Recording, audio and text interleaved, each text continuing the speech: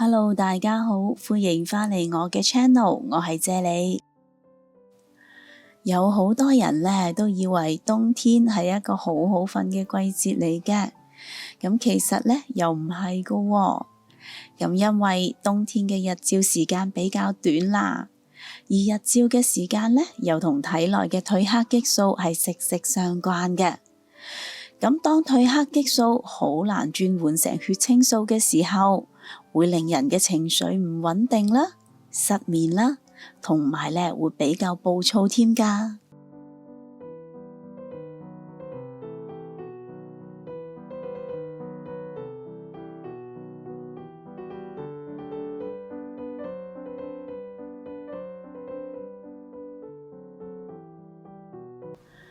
咁今日呢，我要分享呢個糖水呢，係可以調節返我哋嘅情緒啦，同埋呢可以幫助我哋入睡，並且瞓得好啲嘅。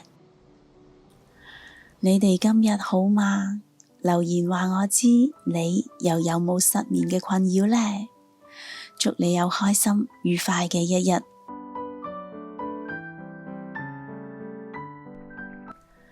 玫瑰花佢有疏肝理氣嘅作用嘅，而肝氣鬱結就會造成情緒波動，嚴重啲嘅話就會形成抑鬱啦。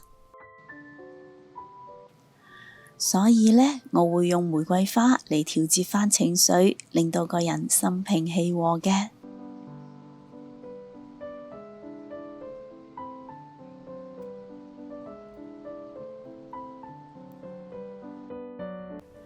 酸棗仁佢喺中醫角度嚟講係養肝、寧心、安神嘅，佢有舒壓、鎮靜嘅作用啦，可以幫助入睡同埋呢平靜心神嘅。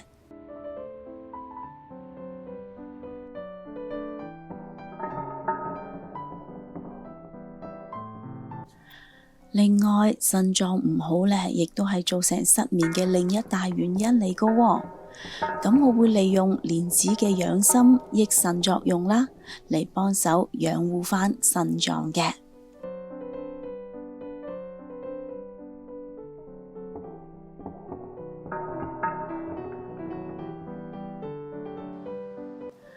神經衰弱、煩躁或者係身體有炎症，亦都會引致失眠㗎喎。咁百合佢對於神經衰弱係有好好嘅改善作用㗎。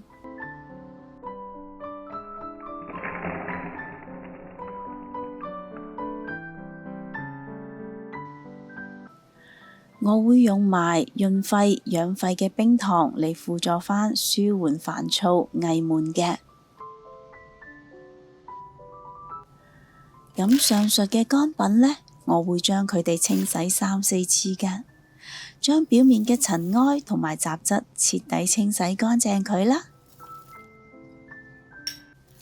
同埋呢，我會將個食譜寫咗喺影片嘅最後。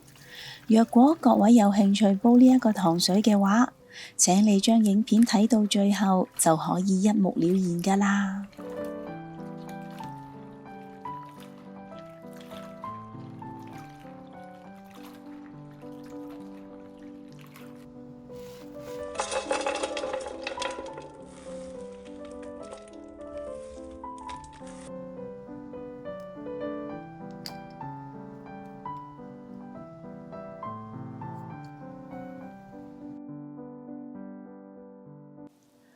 咁今日我會用電飯煲嚟煲呢一個糖水嘅，所以我會加入2.5至3 L 左右嘅清水落個電飯煲度啦，用個煮飯功能煲佢90分鐘之後，再用餘溫焗佢30分鐘嘅。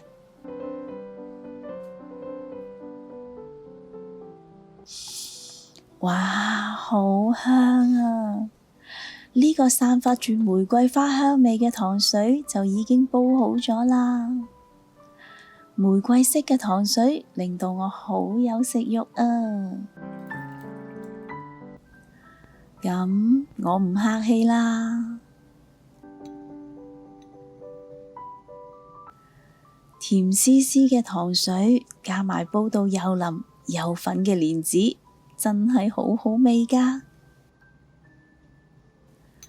呢個糖水有幫助睡眠、安神、舒緩情緒嘅功效嘅，尤其呢適合臨近考試嘅學生，同埋工作壓力大嘅人士，又或者係經常失眠嘅人士飲用嘅。不如今晚你都煲呢一個糖水嚟飲，瞓返個好覺啦，同埋 share 個食譜俾你身邊有需要嘅朋友啦。若果你都鍾意我嘅食譜，請你俾 like 同埋留言話我知啦。記得訂閱我嘅 channel， 順便撳埋隔離個鐘仔啊！多謝晒你嘅收睇，我哋下一個食譜再見啦，拜拜。